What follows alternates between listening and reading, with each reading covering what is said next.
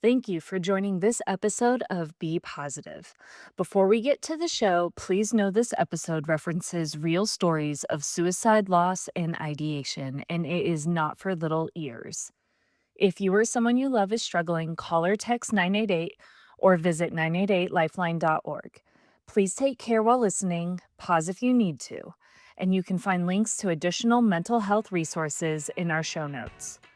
Thank you for listening.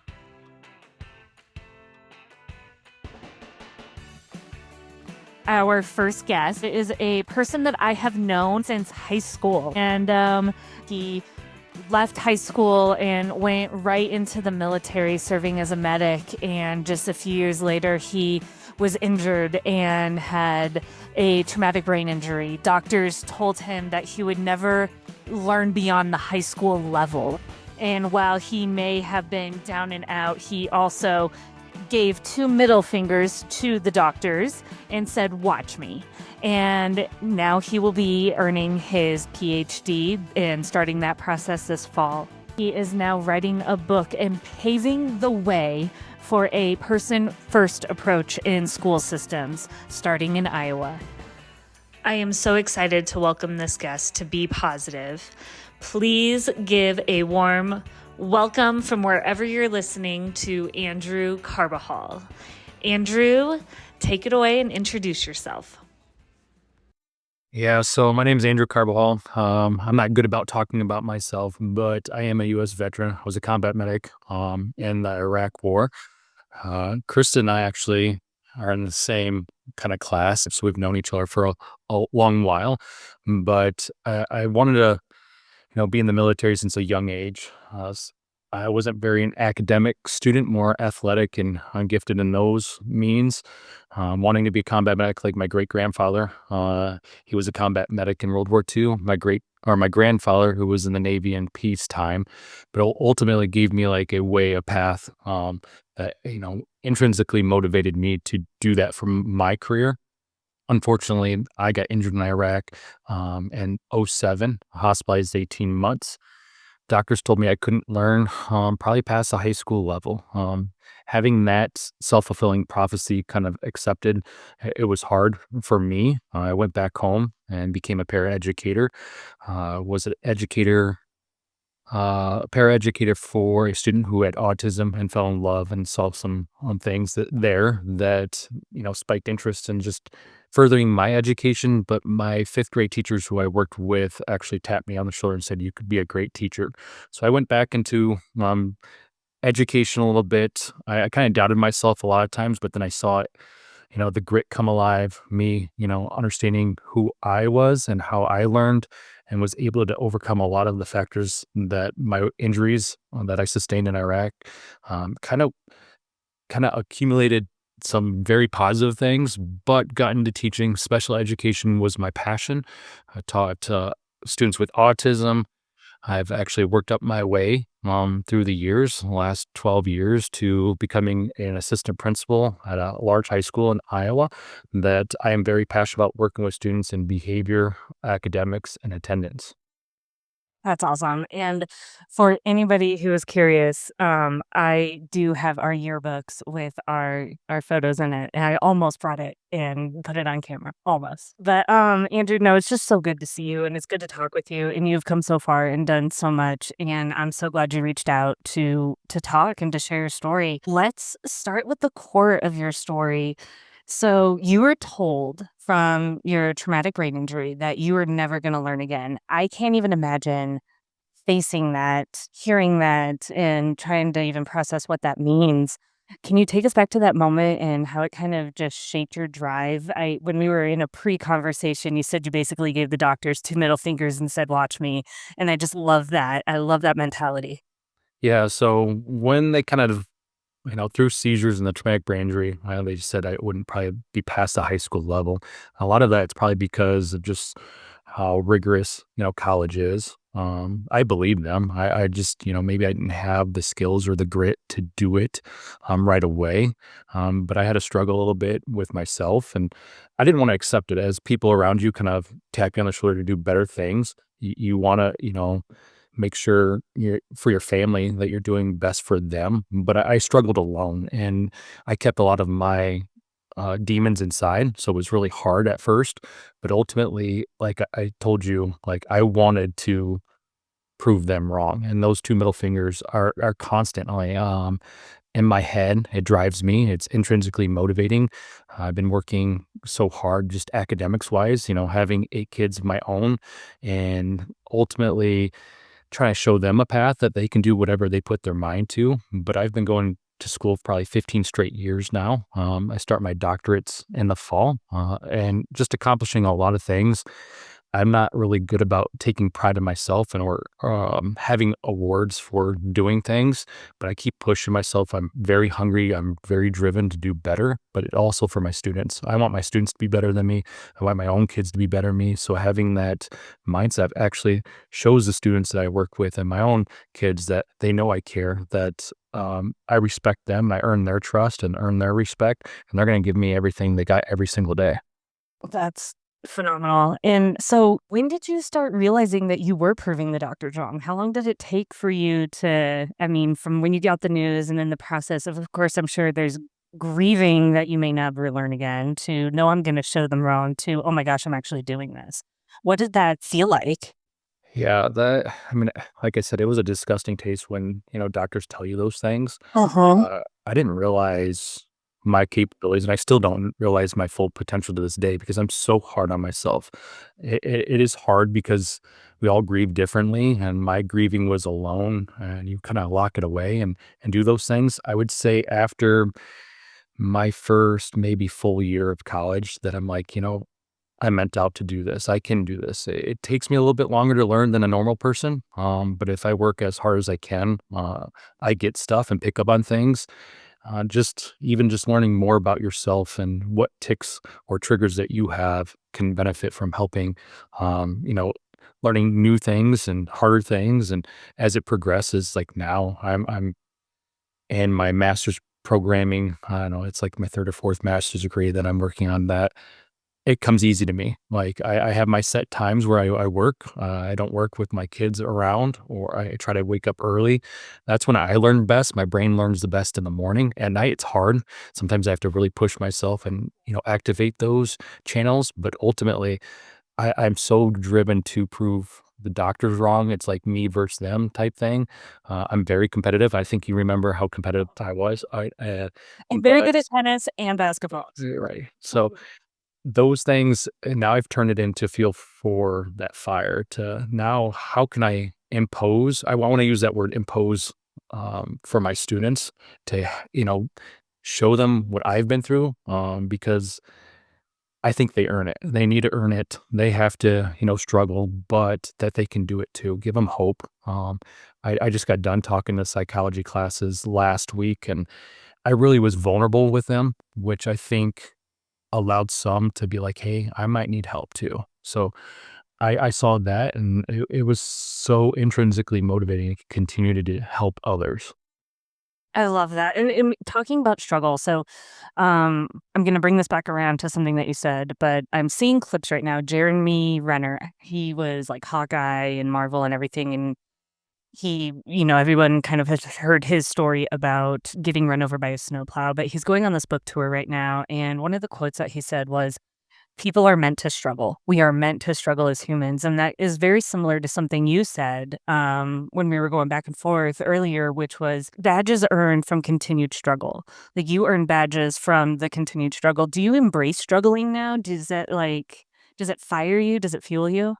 Yeah, and I know we talked about a certain individual, and I don't know if I can name drop, but you have to embrace the suck. There's a different mindset you have to, but you have to learn it first. You can't just go out and be 100 crazy and embrace the suck. But ultimately, yes, I do. I like to struggle. I think your body is meant to do that. And genetically, we have to struggle because that's going to keep us, in survival mode, and which also protects our family and keep us doing better. If we're not struggling, we're not in that mode, we kind of become lazy and procrastinators and, okay with the status quo. And you shouldn't I keep telling my kids I'm allergic to mediocrity or just average, because if you're always average, You're not going to go anywhere in life. You're not going to have those successes. And if you're okay with that success, you'll never push yourself even further.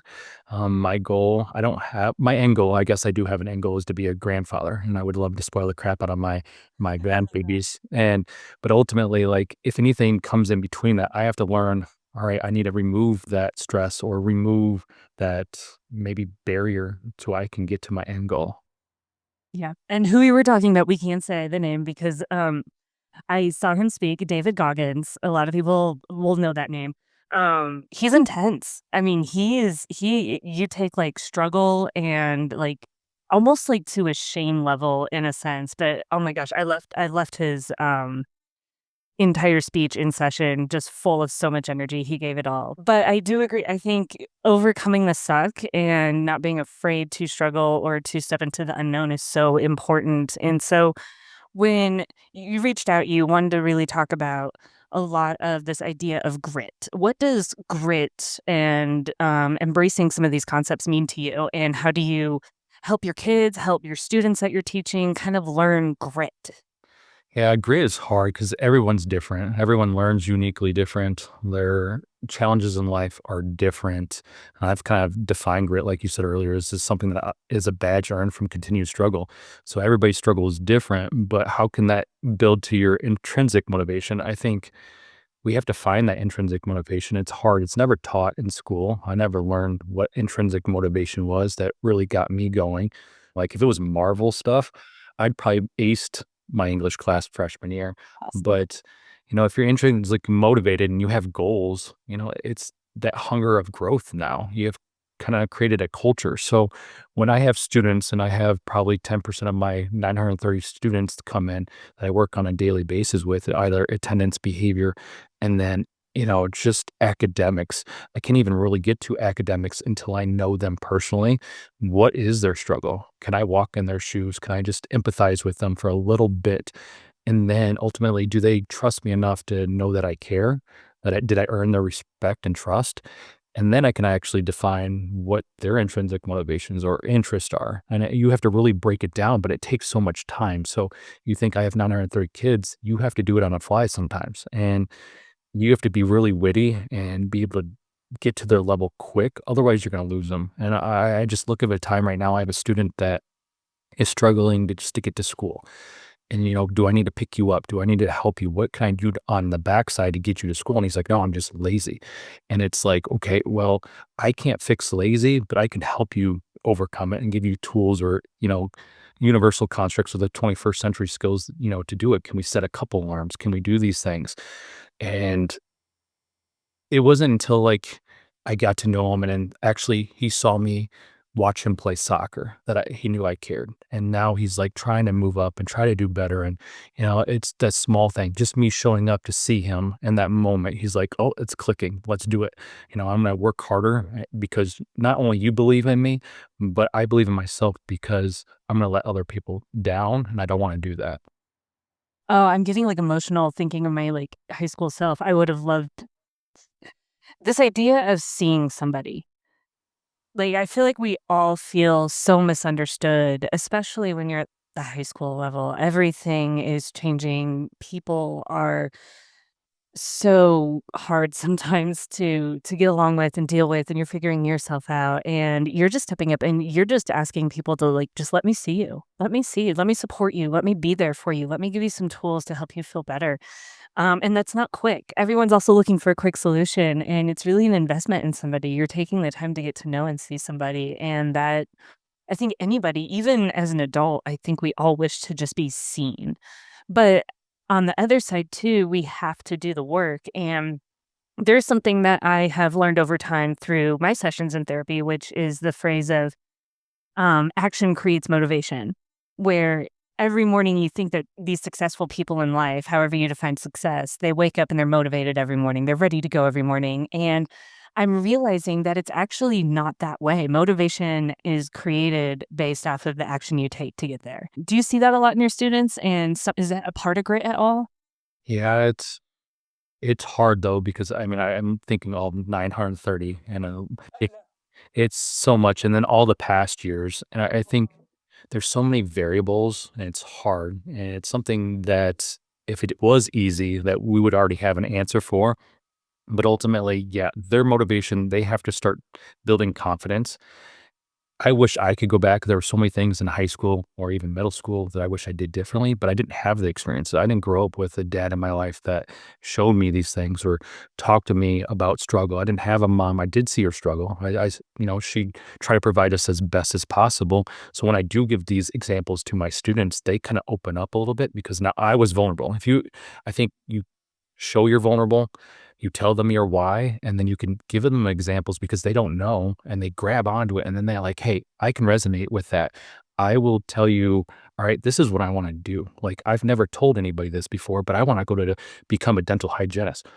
Why are you scared of that? That's awesome. Like I want that for you. And then they see your passion and your care even more and they're like, okay, so how can we get there? They want to, know the how, but they've never want to ask it because they're scared because education system has created a culture of we're only caring about the academics and your standardized test scores, your just reading comprehension. And it's so hard because no kid cares about that. Like there's just not. They want to be seen, like you've said, they want to feel valued. They want things that maybe TikTok showed them, but didn't show them the process or the how or the why behind it. Maybe the dollar signs has driven them to that. We have influencers out there that don't influence anything. Like it's just crazy. And I have a son that wants to be an influencer, but he can't tell me the why, or he can't show me the work ethic behind it. And I have to do a lot of that legwork for him. Okay. What happens when you can't get there? What's your fallback and stuff? Being ready there to support him and that next, or I guess it's more like scaffolding, scaffold our students to be better, but have rungs in the ladder that allows them to step back sometimes, because sometimes you have to take 2 steps back to go forward and it show them it's okay to do that. And once they realize it's okay to struggle and it's everybody struggles, then their confidence starts building and understanding their why and their point of direction. And hopefully, they can continue down that path. But so many times kids don't want to say, I'm struggling, I need help. And there was a student last week after I talked in that psychology class. This kid absolutely does not like me. And I can't tell you why. I'm the disciplinarian, but he came and he sat in my office and just broke down and crying and just said, I need help. You gave me that. Um, I live every day wanting to die. And we sat down and we shed some tears together, and then we brought in some help and we gave him supports. And this week, Monday and Tuesday, it just wonder, like in his eyes, he's happy. He's who he is right now. And I have not seen that in him in a very long time. So for him to do that, to get the help he needed, it's just amazing to see. How often are you seeing more and more where students are struggling and having I don't know if he was at the suicide ideation perspective, but I mean, obviously, there's some really big question marks about mental health for adolescents and for kids these days, and suicide rates are, I believe, increasing. What are you seeing, and how can, I guess, in the school system, how can we do better? What are you seeing? Yeah, I see it a lot. I mean, we're in Mental Health Awareness Month, and I know this week is Teacher Appreciation and Nurses Appreciation Week. So I really appreciate you, teachers and nurses. Ultimately, how you handle things, how you see kids as they come through your doors. As an admin or a teacher, I should know: are they having a great day? Are they okay? Is it a red, yellow, green kind of day? So if they're wearing a smile on the face, if not, how can I make that smile appear? So I see them who they are as they come in. I know they're wearing baggage. I know that uh, I have the chance to change their outlook on life, but we don't know what is home like. They don't know when the next meal is coming. Maybe they don't have a place to stay. Some of my students have been homeless. Some of my students have lost their, dad, this year, or their parent or grandparent as they come in. We can't just always be about academics and think that, they can stop life when we don't as adults. It's hard for us to lose those and we take days off. We should give our students grace or assume that they are having some hardship or struggle. But how can we, build a culture within our classrooms, our school districts, to make sure, one, they feel welcomed, two, to try to eliminate bullying as best as possible.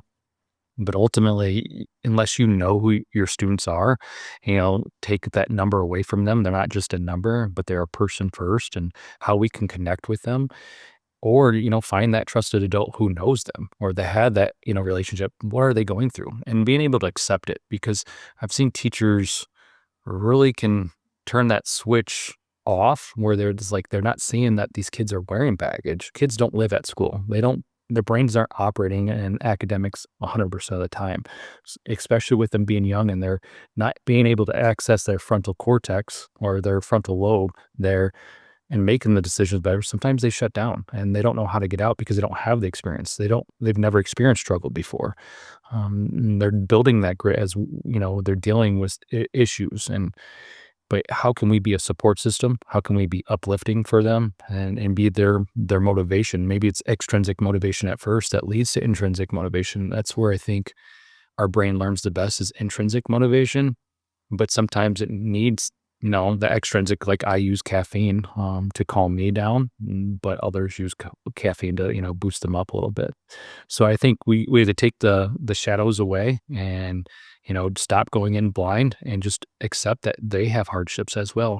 So let's treat them with dignity and respect and humanity, because if we're more humane, does academics really matter if they just lost a dad the night before? And I've had a student show up the next day after losing a father. So, we have to be there for them and their support systems. So I love everything that you're saying. One thing that we haven't touched on is, you mentioned that your school system is over 900 kids. So you're putting together a curriculum and you're putting together proposals for your school system on how you can put forth some sort of a program or curriculum to help students. And I'm assuming it's in mass, because a lot of this is one-on-one work, but you're not going to be able to reach 900 and, some students in a year on that depth of a level. So tell me a little bit more about the curriculum and what you're aspiring to do to make change in Iowa and in the school system. Yeah, so I have an idea of what like the recipe would look like. The curriculum may be different for every school district because of just what their climate and culture is. Just depends on what you want to achieve, I guess. And I think parents need to be involved in this. We collaborate with all stakeholders or community things, but it has to start at an early age. I think our educational system needs more revamping. A lot of schools don't want to accept this because data lags, and a lot of new initiatives are created because they didn't feel like the old one was doing it, and that'd be early infancy. So I've seen administrators like, let's start this new initiative program, but then next year they kind of evaluate it and it's not working. Well, some of these things take grit, that long haul, and to commit to, and they are scared about their jobs or their performance or just their ratings. I'm in a district that it's the top 5 in the state. I feel like we could do better. So one of our mottos in my school district is, people first. You're putting people first, not only your students, but your staff, your people, and your community. Even if it's guests coming in, you're putting them first. And I go back that to my staff. If there's an issue, did you act people first? And if you can't say yes with 100% validity, then let's see what you can do better. It's not me catch 22. I'm not going to discipline you for that, because I'm going to try to build you like, just like me, people first. And I would say one of the things I use is Will Guidara's book, Uncommon Hospitality. I absolutely love that book. I've done a book study and I'm doing an intrinsic motivated book study. You could choose to read it. You can read it or not, but I'm going to still use it. And I find that a lot of people are kind of, I want to be part of this. I want to do this. Yeah, that's our vision or our mission, to be people first. But what does that mean to do that? And how can we go the extra mile? And I love Will Guidara and just his demeanor and how he goes about things. And I try to do that and be better every day. But I think with our educational system, going back to that question, is just we have to create an environment that promotes like these calculated risk. I don't think we do that well enough, because when we do take risk where we put failing into it or inquiry in there and the student has to fail, they shut down. We've caused now some, I guess, uncommon like negative connotations with learning. We have kids that want A's or 100%. If they get a 99%, that's not good enough to them because they want to be 100%. And I want to create an environment. Well, let's struggle first. Doesn't mean like your end goal is failing, but how can we foster an environment that failing is the beginning? Failing is celebrated. Failing is something that we kind of want to support each other and move forward past it because we're all at different levels. Every kid is at a different level. Your learning is a behavior. Learning is something that we have to teach kids, and we do a poor job in the educational world to do that. So with this mind shift in educators, it hasn't come easily. They're like so scared. Well, what happens if they start regressing? Well, sometimes you do. Sometimes you have to struggle and it's okay. And we have to have grit ourselves to keep pushing forward because ultimately there's no successful person out there that has had it easy. They had to struggle and they had to become stronger. So we are ourselves as adults can model this and we can push through, but let's not give into easy. Easy is not the right way. Now, let's go with hard first. But ultimately, as for me, it's that kids dropping out is like a gut punch to me. I want to stop that. I don't think academics learning about mitosis, you're going to need to know it later down the road. Like it's great to. Haven't thought about it since. Yeah. So, but ultimately, what are the skills to be successful? Everybody's going to have a job, like your work ethic or how you treat people, those soft skills, critical thinking is so important. Collaboration. It's sad that we haven't taught these skills earlier.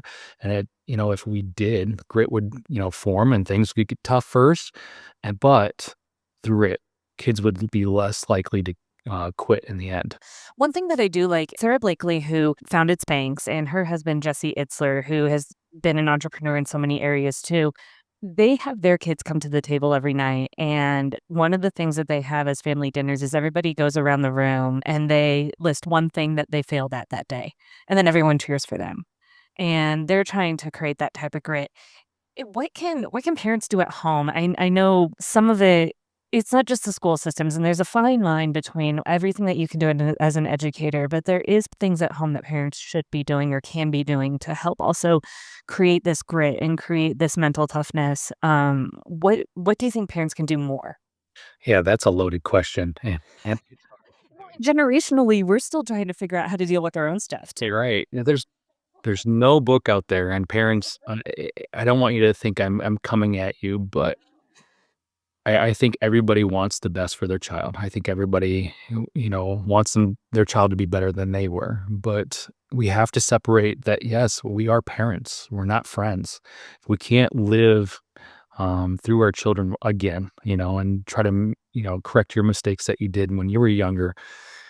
Don't be their friends. We have to be able to play a role that actually we take ownership, because there are days where the school, yes, 100% they're with school 8 hours a day, but ultimately what's best for your child.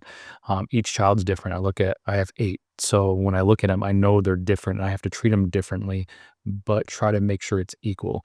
I think we as a family, we try to have those dinners every night. We try to communicate with them. We also try to let them know what struggle looks like, feels like. Need to do a better job. And I recognize like when are they old enough to teach them or let them in on my struggles or the inner demons. I think my mom was great about something that I just love. I had to prove my innocence because I think a lot now teachers call home on negative stuff and the parents like, no, it's the teacher's fault or it's the system's fault, or they're trying to put blind eye to things that, because their pride is shot down, and it's okay to fail. It's okay to make mistakes. We are kids. I made mistakes. Our kids are gonna make mistakes, but we have to hold them accountable. And I'm not saying eye for an eye or anything like that, but we have to teach them the whys. Why is this not okay? Or if they're struggling, if they're failing, or they're not, showing up to school, why is it important? Like it might not be academics is this end all be all, but future you might become somebody who's working in this field, or you might own your own business one day, but you have to show up. It's okay to struggle. I'm proud of you still, and give them that confidence and that mental health, that social emotional behavior there, and let them build up, because I'm definitely harder on my kids than probably anyone, but they know I love them. And then when I raise my voice to them, they know I do it because I care, not because I'm demeaning them. I think some parents they have to balance it better, and it's harder for them. So parents, be parents, and when they become 21 or 18, 21, you can be the best friends. And I tell my kids this. I go, when we're 18 or 21, I will be your best friend, and we'll drink together and we'll have a good time. But until then, I'm gonna hold you accountable. I'm gonna make you the best version of you, and I hope you're better than me. And that's that why behind it. And sometimes you have to give that vulnerability. And I'm just balancing for me is what is the age at where I can do that. And I even struggle with my 2 oldest because they've been hospitalized for mental health, and it's now, okay, now it's time. It might be time to give you some of my suck and tell you what I did to kinda do this or how I kinda push through. But it's hard because you as a parent, it's so heartbreaking that they're struggling, and sometimes they wanna struggle alone, and you can't give them that all yet. So, it was hard for a couple of years, and then I've seen other parents out there that are doing it and then colleagues, and, I try to give them, like, "This is how I made it through," and, like, if we're a network of community, we don't have to do it alone. Like, don't struggle alone. I think that's the stigma is, like, you have to do it alone or you can't ask for help or you can't tell your story, and I think we need to change that, and I think that's why I reached out to you. I love that, and obviously growing up in Littleton, everyone still has a story, but when I became a crime and trauma scene cleaner in 2019 and when my husband and I opened up the business, I saw major struggle. I saw some of the things that our society kinda just keeps hidden, that we don't wanna talk about, that we don't want to unveil because of shame or guilt or stigma and all of these things. And it really made me realize how many people are just suffering in silence, how many people are just holding all of this in, and how can you possibly move forward or make change if you can't be embraced, if you can't be seen? And there's just so much to that on a human level where having the skill set to I suppose it's twofold. It's you wanna be the kind of person that helps support and helps see people and helps bring that light out of them like you do every day in school with a lot of the kids that you're helping. And, like what me and my husband are doing with the business and trying to help have them have someone champion them and support them and help them pave way to the future. But on the other side too, as an individual, I think humbling ourselves and also really just looking at it and what is our vulnerabilities? What are our cruxes? What are our strengths? What will help me? Because we are our own individual selves too. And I think we need those both of those things in balance as a community and as a society. And I'm not quite sure where I'm going with this, but I'm looking at this as it's an and both maybe Yep. where we have to do the work ourselves, but we also once we do the work and once we start figuring things out, it's really helpful if we had a community around us that could also help pick us up at the same time. Yeah, and, you look at those cruxes like you were talking about, and everybody has their demons, but it's and I need to share it, because if I found a way to survive something, maybe somebody could, latch onto that or just my vulnerability to help them and share with them. I just think, sharing is caring. I mean, ultimately, we have to do it, and it's gonna suck. You're putting yourself on a stage, and I have stage fright, but ultimately, it could save a life. And if we're better as a community, that's our goal, right? You want to better the life or better um, the life of your children. You have to share and be open with them, but, with age appropriateness, but also your network of family and community around too. And I think I am done hiding, in the shadows or in the closet. Being a veteran, being a male, there's a lot of things like you just struggle and you struggle alone because you never had somebody before you to help you through that. But if we can change that mindset, that stigma, hopefully it saves some heartbreak and hardship and make actually people stronger and have that grit. Absolutely, and you're writing a book right now. I don't know what the end date is. I that is probably a huge process. And trying to tell the stories, I'm assuming it's a little bit about you, a little bit about creating grit. Do you wanna talk a little bit about what you're trying to accomplish here? Yeah, so with the grid, it's just opening up to kids because kids are struggling. I mean, it's not an if, it's they are. You could see it. I can see it every day, and I was just sick of it. I have had people in the past like write to me, students, like, "Thank you for looking at me as a different person," and it wasn't meaning it in the way like I was looking at who they truly are and bringing their trueness out and supported them through things and struggle and I've seen I've had students, I've had athletes that have taken their life. I've had one person early on in my career that almost jumped off a two-store balcony in our school, and I was there to intervene. And I got a text message from her, I think within the last couple years, and she just said, "Thank you, because of that moment that you believed in me and you didn't let me do it. I'm a wife now. I have two children. I am thriving." Um, and then, this winter was really hard at our school, and just seeing kids struggle, and then, people taking their lives, it's hard. So I was like, enough is enough. I need to share. Like, I need to do something more. I'm meant to do more. And as I started writing this book, it started last spring, over spring break, because I can't stop doing stuff. My brain is just wired, so I have to, do it. So I got a lot off of my chest on grit, and just started putting in chapters and seeing. And I was vulnerable because I didn't want to publish it yet. But then after the suicide that happened this school year, I actually gave it to one of our English teachers. She's like, "I want to read it." And I'm like, "Oh my gosh, I don't want to do it." And then finally, I was like, "Yep, okay." And then another teacher wanted to do it. Like, I in the book, it just defining grit, what it looks like in the daily life. How can you get through challenges? There's examples of it.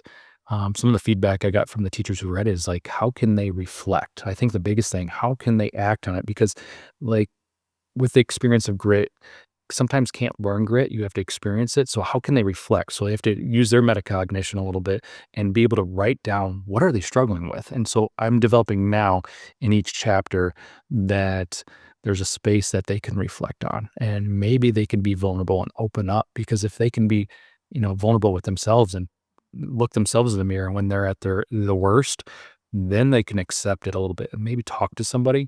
So I'm really refining that. And my goal and my hope is that to get it published, I would like every kid, adolescent. It's hard to write in an adolescent view. So like as I'm writing, is that Think like words like bruh or skibbity. Oh, like I don't even know. I don't know what the Gen Z language is. I'm still trying to keep up. it's a lot, but like ultimately just getting them to see themselves. And so I start questioning myself a little bit on the wording. It's hard because if this was to an adult, it had been done by now. I think I need time too. The summer is gonna really press for time to get it done, even though I'm fully loaded in grad classes. But I'll get it done this summer, and I'll have somebody read it again and see if it matches up what we need, and then hopefully I can find a publisher.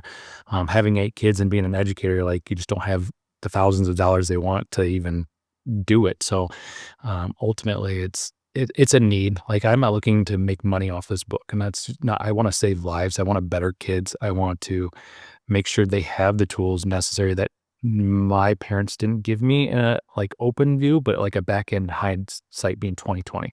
I am grateful. I wouldn't do anything really over again, and I want kids to know that you have to embrace the suck. The struggle is real. Adulting sucks, and that can we give you the skills needed, and that book is aimed to do that.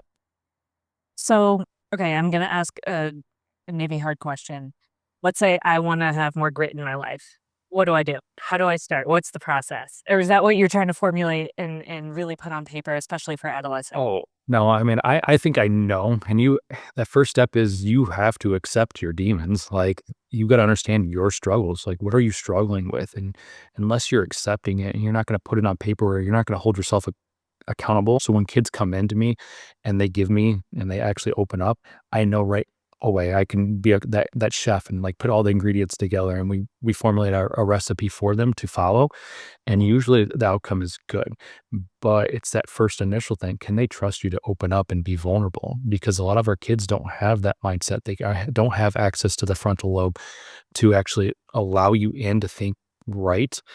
And then if they open it up and they trust you, I mean, that fog is gone, and now we can create a solution, and they're fine with it. But then they have to find an accountability partner. That's crucial. And I think we're not supposed to be alone. Humans aren't supposed to be alone.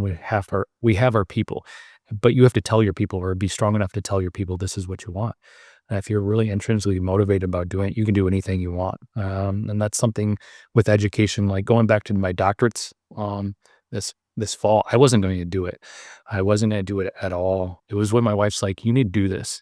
You need to do this for many reasons, and I believe in you." And that support uh, to keep on going. Her just saying that to me, that she was my accountability partner, really made me apply. It really made me to apply for my doctorate. If I don't save everybody, like in my school, I didn't do my job. I'm still hungry. I'm still motivated. So I'm going to continue on the path, get my doctorate degree. It's going to be on grit, and just how we can build that grit in the educational setting. I really appreciate everything that you're doing. It hits home for so many levels for me, specifically like looking back on my childhood and what I wish I would have had. Not that it was a bad childhood, just there were things missing that I think that you're really nailing here for future generations. I'm excited to learn more about what you're going to be able to bring to the Iowa school system and these ideas and how to help teachers, be people first and see these children for who they are and give them some of that one-on-one attention if they need it. And I think a lot of us in society in general can really learn from that. Is there anything that we haven't talked about that you want to say or that you want to close with? Yeah, I mean, there's a couple things. I mean, you talk about just I mean, one thing is resiliency, and that's something that I've didn't have. I felt like I had it. It wasn't until I let go of my old me. Like I wanted a career in military. I would have been able to probably retire this summer. It had been 20 years served in, but I don't think if I didn't let go of the combat medic, Carbajal, or just the military in general and my service there. Um, I probably would have taken my own life, and it's hard because you see yourself in that light and you think that's all you are. You're only that, or that's what you really wanted, and you don't see the end goal. So, building that grit to, and build that grit to master resiliency. And I think becoming resilient is letting go sometimes.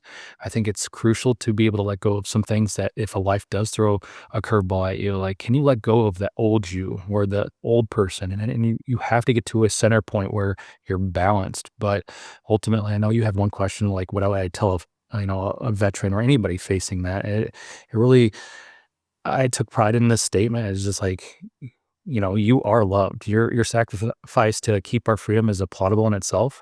Your recovery isn't your weakness. As humans, we aren't taught how to deal with trauma or how to talk about traumas. I'm here today to tell you that I went down the path of struggling alone because, I learned, that, because everybody tries to struggle alone, but you don't have to do that. You don't have to do it alone. And I think that path shouldn't exist. Trust me when I say, like, being vulnerable, taking or just talking or taking that time to talk with someone is going to work out, and it's going to help you faster than, dealing with it alone.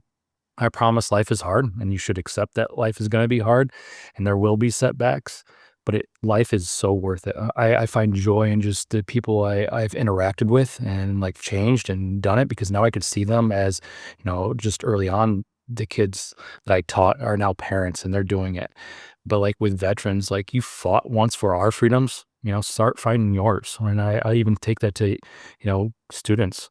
Start fighting for your life. Start fighting for something that you're meant to be, because you're worth it. You might be that one that cures cancer. I want to see that. I want to be able to see that person who doesn't take their life that could go out and do some great things for our society. And I promise your freedom will happen. It's hard. Expect those setbacks, but continue on, and we can do it together. I'm here for you. Let's create a network. Let's do it together, because you are so worth it. I love it. Yes, 100%. Thank you so much, Andrew, You're welcome. Thank you, Krista. for sharing your story. I'm so glad we got to reconnect. Me too.